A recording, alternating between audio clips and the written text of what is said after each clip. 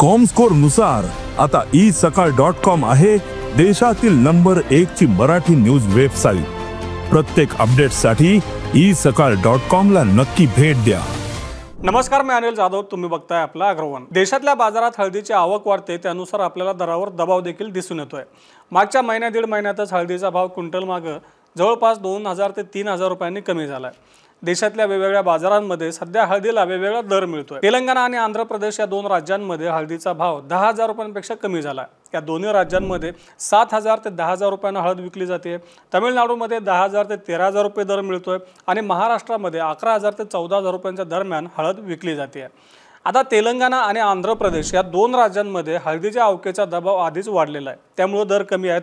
आता महाराष्ट्र आणि तमिळनाडू या दोन राज्यांमध्ये देखील हळदीची आवक वाढते। हळदीच्या आवकेचा दबाव आता वाढणार आहे। मग नेमकं आवक वाढल्यानंतर बाजारामध्ये काय घडामोडी घडू शकतात, हळदीचा रेट कसा राहू शकतो, याचाच आढावा आता आपण या व्हिडिओतून घेणार आहोत। सुरुवातीला बघूयात की नेमका हळद उत्पादनाचे यंदाचे नेमके अंदाज काय आहेत। आता यंदा हळदीची लागवड वाढली होती, हे आपल्या सगळ्यांना माहीतच आहे। हळदीची लागवड नेमकी किती वाढली याविषयी वेगवेगळी मतं होती। काहींनी सांगितलं की 20% वाढली, काही जणांचं मत होतं की 30% वाढली आहे। परंतु केंद्र सरकारच्या अंदाजानुसार यंदा हळदीचं उत्पादन गेल्या वर्षीपेक्षा वाढणार आहे, पण उत्पादनात फार मोठी विक्रमी वाढ होईल असा अंदाज नाही आहे। हळदीचं उत्पादन सरासरी पातळीवर राहील असं सांगितलं जात आहे। केंद्र सरकारच्या अंदाजानुसार देशात यंदा 11,16,000 टन एवढं हळदीचं उत्पादन होईल। त्यापैकी महाराष्ट्रात 2,90,000 टन उत्पादन होईल असा अंदाज केंद्र सरकारने व्यक्त केला आहे। त्यानंतर कर्नाटकामध्ये 1,07,000 टन, तामिळनाडूमध्ये 1,44,000 टन आणि तेलंगणामध्ये 1,33,000 टन उत्पादनाचा अंदाज आहे। जसं सुरुवातीला सांगितलं की सध्या तेलंगणा आणि आंध्र प्रदेश या दोन राज्यातील बाजारांमध्ये आवकेचा दबाव वाढलेला आहे। तेलंगणामध्ये यंदा हळदीची लागवड काही प्रमाणात वाढलेली होती आणि बाजारामध्ये हळदीची आवक सुरू झाली, त्यामुळे साहजिकच आवकेचा दबाव वाढल्यानंतर दर कमी झालेले आहेत। हळदीचे भाव गेल्या 2-3 महिन्यांपूर्वी तेलंगणामध्ये देखील 15,000 रुपयांच्या दरम्यान होते, परंतु आता हा दर 10,000 रुपयांपेक्षा देखील कमी झाला आहे। बाजार समित्यांमध्ये बहुतांशी माल म्हणजे तेलंगणा आणि आंध्र प्रदेशातील बहुतांशी बाजारांमध्ये आता हळद 7,000 ते 10,000 रुपयांच्या दरम्यान विकली जाते। हळदीचे भाव कमी झाल्यामुळे तेलंगणा आणि आंध्र प्रदेशातील शेतकऱ्यांमध्ये नाराजी आहे।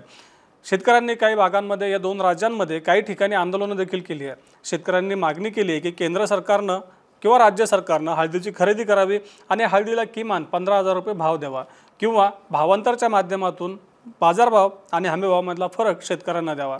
शेतकऱ्यांनी आंदोलनं केली, परंतु बाजारामधले दर दिवसेंदिवस कमी होतानाच दिसत आहे। सध्याचा बाजारभाव 7,000 ते 10,000 रुपयांच्या दरम्यान आहे।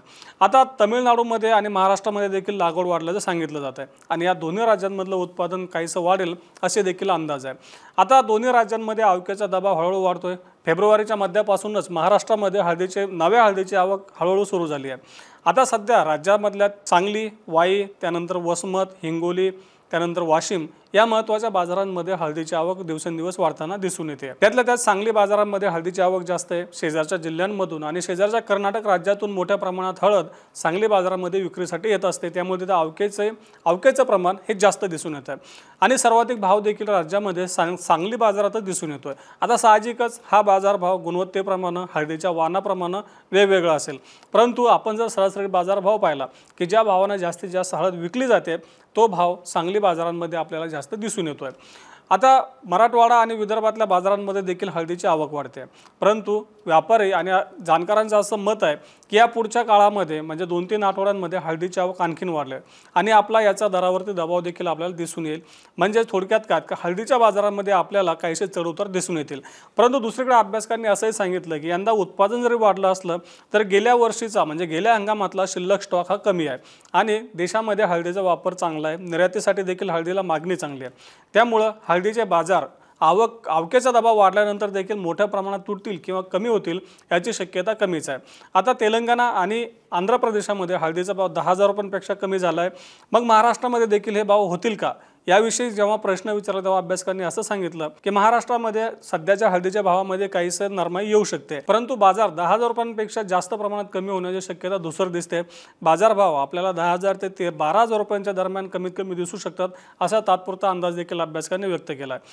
आता नेमका हळदीचं उत्पादन किती आहे आणि पुढच्या काळामध्ये हळद किती बाजारात येते आणि नेमके शेतकरी केव्हा विक्री करतात, शेतकरी थांबतात का, याचा देखील परिणाम हळदीच्या दरावर निश्चितच होणार आहे। दुसरीकडे प्रक्रिया उद्योग आणि रमजानमुळे हळदीला मागणी देखील चांगली आहे। निर्यातीसाठी देखील विचारणा होत असल्याचं निर्यातदारांनी सांगितलेलं आहे। आता एकूणच देशामध्ये यंदा हळदीचं उत्पादन वाढलेलं दिसत असलं तरी देखील मागणी देखील चांगली आहे, त्यामुळे हळदीच्या बाजारावरचा दबाव हा आपल्याला एक लिमिटेड पातळीवर दिसून येतोय असं देखील अभ्यासकांचं म्हणणं आहे। मार्च आणि एप्रिल या 2 महिन्यांमध्ये आवकेचा दबाव असेल, त्यामुळे हळदीच्या बाजारामध्ये सध्याच्या बाजारभावामधून 500 ते 1000 रुपयांचे चढ उतार दिसू शकतात। परंतु मे महिन्यापासून हळदीची बाजारातली आवक कमी होत जाईल, तसं हळदीच्या बाजारामध्ये देखील सुधारणा होत जाईल असा अंदाज देखील अभ्यासकांनी व्यक्त केला आहे। ऑफ सीझनमध्ये म्हणजे जेव्हा हळदीची बाजारातली आवक एकदम कमी असते, हळदीला उठाव चांगला असतो, या सीझनमध्ये हळदीचे रेट आपल्याला 16000 ते 18000 रुपयांच्या दरम्यान देखील दिसू शकतात असा अंदाज देखील अभ्यासकांनी व्यक्त केला आहे। आता अभ्यासकांनी हा अंदाज दिला असला तरी बाजारातील बदलत्या घडामोडीचा देखील दरावरती परिणाम होत असतो, त्याच्याकडे देखील शेतकऱ्यांनी लक्ष ठेवून असं आवाहन देखील अभ्यासकांनी केलेलं आहे। आता एकंदरच आपल्या भागामध्ये यंदा हळद उत्पादनाची काय परिस्थिती आहे, खरंच उत्पादन वाढलेलं आहे का, आणि आपल्या शेजारच्या बाजारामध्ये सध्या हळदीला काय रेट मिळतोय, आम्हाला कमेंट बॉक्समध्ये नक्की कळवा। तसं रोज सायंकाळी 8 वाजता मार्केट इंटेलिजन्सच्या सेगमेंटमधून आपण शेतीमालाचा बाजारभाव, सरकारची धोरणं यांचा आढावा घेत असतो। त्यासाठी आपल्या ॲग्रोवनच्या चॅनलला नक्की सबस्क्राईब करा आणि हा व्हिडिओ जास्तीत जास्त शेतकऱ्यांपर्यंत पोहोचवण्यासाठी लाईक आणि शेअर करायला विसरू नका।